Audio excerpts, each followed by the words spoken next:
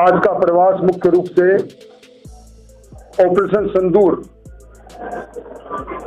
और भारतीय सेना के साहस, हमारे देश के प्रधानमंत्री के शानदार सूझबूझ भरे ऐतिहासिक कदम और घुटनों के बल पर चलता पाकिस्तान, इन सब बातों को लेकर पूरे देश के अंदर 140 करोड़ देशवासियों का सीना गर्व से फूला हुआ है।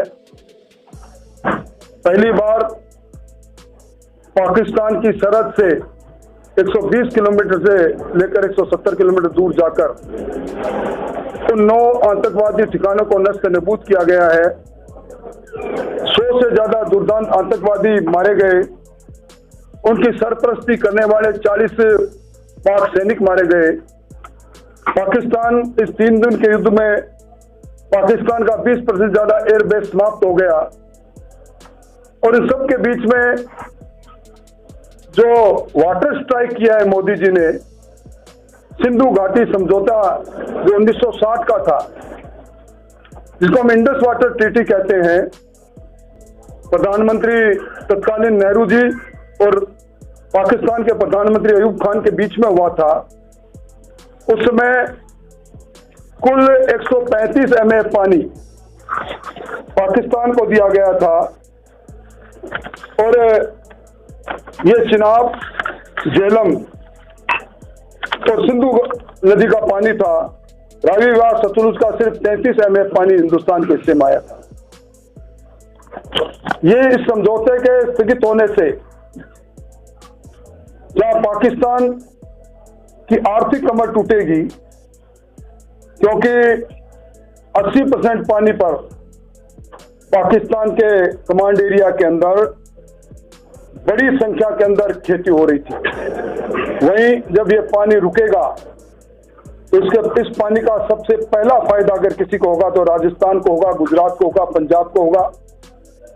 और उसके अंदर राजस्थान की इंदिरा गांधी नहर परियोजना के अंदर जो सेकंड फेज में जो कमांड एरिया फ्रीज किया गया था वो खुलेगा। फर्स्ट फेज के अंदर पानी और बढ़ेगा, एक और पोंग का निर्माण होगा। मैं समझता हूं कि ये सरहदी इलाका जो कई बार इस युद्ध के अंदर 65-71 के अंदर यहाँ परेशानियां इन्होंने कुछ रही, पर इस बार यहाँ के जज्बे को देखते हुए पार्टी ने भी सभी कार्यकर्ताओं को धन्यवाद देने के लिए हम लोगों को भेजा है। वहीं ये वाटर स्ट्राइक हमारे राजस्थान में इन 10 जिलों में जहां इंदिरा गांधी परियोजना का पानी जाता है वहां की तस्वीर और तकदीर को बदल देगा। हमारे संविधान के अंदर जो हमारे फंडामेंटल राइट है उसके साथ हमारे मूल कर्तव्य भी है जो आर्टिकल 51 में जिनको उद्धृत किया गया है, उसके अनुसार हम अपने नागरिक कर्तव्य के निर्वहन के लिए, क्योंकि 1070 किलोमीटर सीमा लगती है, यहाँ तिरंगा यात्रा के माध्यम से इस हम सेना के साथ, हम ऑपरेशन सिंदूर राष्ट्र के साथ है।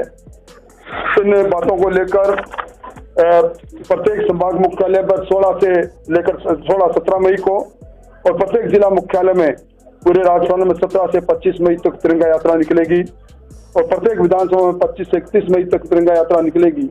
यात्रा किसी पार्टी की नहीं, किसी दल की नहीं, भारतीय जनता पार्टी का ना झंडा होगा, ना डंडा होगा, ना नारे होंगे।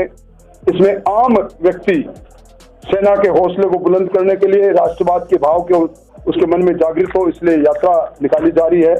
इसी यात्रा के निमित्त सब जगह प्रवास का कार्यक्रम चल रहा है।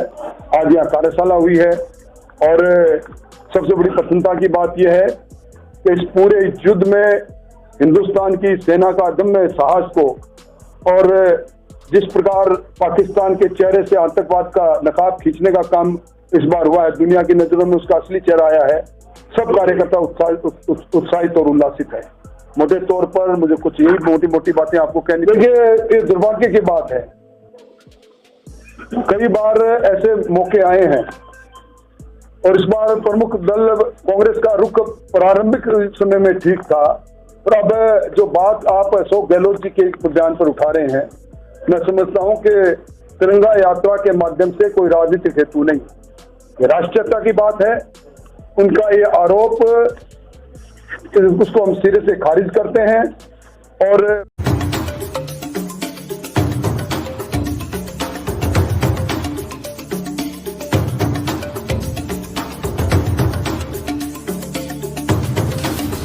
आप देख रहे हैं Hindi news channel public plus Rajasthan. यदि आपने हमारे चैनल को अभी तक सब्सक्राइब नहीं किया है तो सब्सक्राइब करें और पेज को फॉलो जरूर करें।